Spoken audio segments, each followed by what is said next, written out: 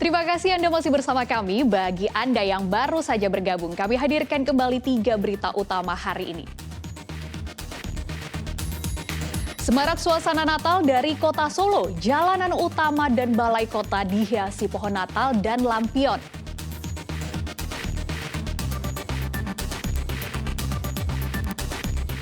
Banjir akibat tanggul jebol di Desa Ketitang Wetan Pati belum surut. Warga memilih tetap bertahan di rumah.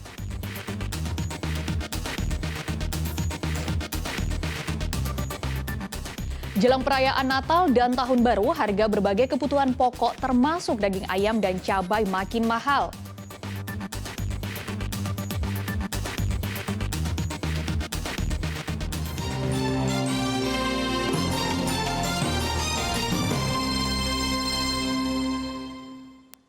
Sepekan jelang Natal, harga daging ayam di kota Semarang terus meroket. Bahkan harga daging ayam ras tembus Rp35.000 per kilogram. Selain daging ayam ras, harga ayam pejantan dan ayam kampung juga mengalami kenaikan Rp10.000 per ekornya.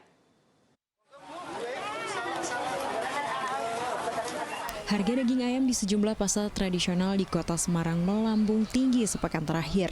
Seperti di Pasar Simongan Semarang, harga ayam ras yang semula Rp30.000 kini dijual Rp35.000 per kilogramnya. Harga satu ekor ayam pejantan mencapai Rp55.000 per ekor, padahal sebelumnya hanya Rp40.000 per ekor. Sementara itu ayam kampung yang sebelumnya hanya Rp85.000 per ekor, kini tembus Rp95.000 per ekor. Selain karena menjelang perayaan Hari Raya, kenaikan daging ayam dipicu mahalnya pakan ayam. Akibat kenaikan harga daging ayam, penurunan omset pun tak terhindarkan karena pembeli mengurangi jumlah pembelian. Kini pedagang hanya mampu menjual 30 ekor ayam dalam sehari. Kenaikan harga berkisar Rp5 hingga Rp15.000 ini dikeluhkan para pembeli.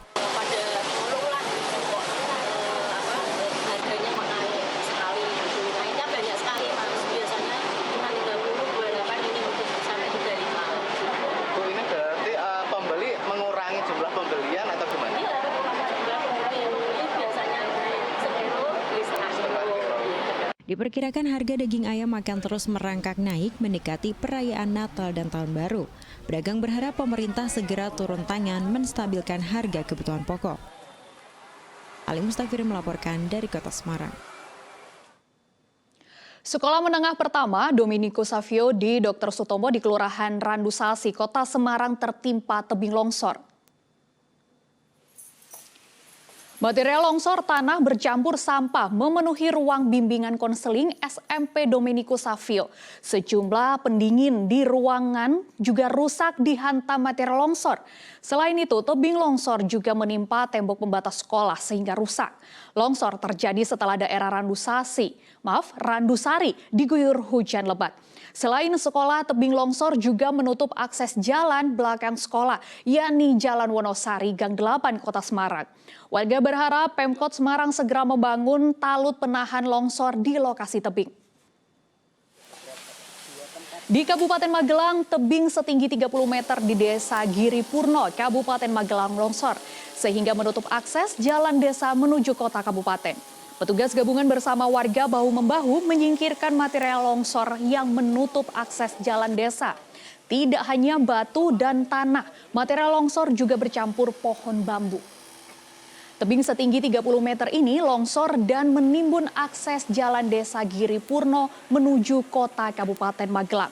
Tanda-tanda longsor sebenarnya sudah terlihat dengan adanya keretakan pada jalan untuk anak sekolah yang tepat berada di atas tebing. Beruntung tidak ada korban jiwa.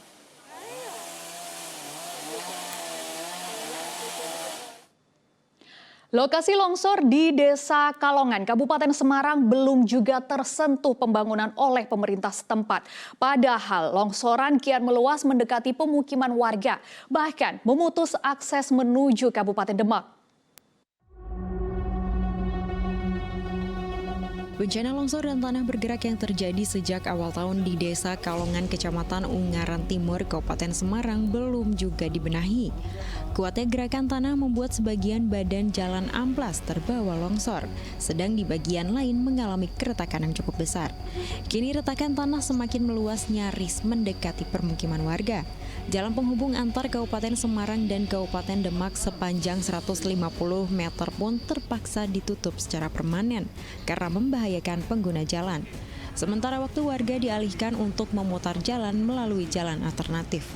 Longsor di jalan kabupaten dari Kalirejo, Kawengen yang menuju ke Demak, ini kita alihkan jalan alternatif, yaitu di jalan Bima ya.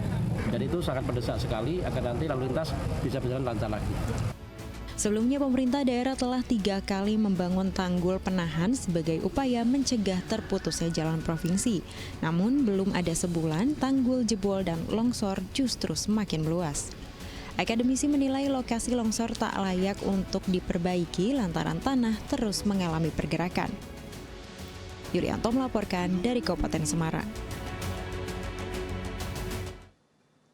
Pencuri motor babak belur dihajar warga di Kabupaten Kudus. Pelaku pura-pura mengaku sebagai intel polisi, sehingga dengan mudah masuk rumah korban dengan dalih menyita motor curian.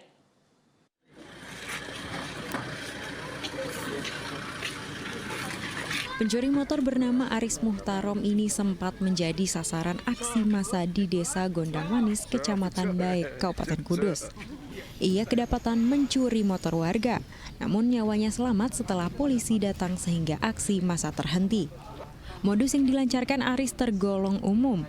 Ia pura-pura mengaku sebagai intel polisi yang hendak menyita motor curian. Ia menggertak korban bila motor yang dimiliki adalah hasil kejahatan. Namun gertakan pelaku tidak membuat nyali korban ciut. Ia berteriak minta tolong sehingga warga berdatangan. Pelaku membawa sepeda motor yang berada di teras dengan cara menuntun. Karena karangan rumah. Dari teras dituntun sampai ke karangan rumah, akhirnya saksi keluar minta tolong, banyak warga juga yang ikut mengamankan pelaku.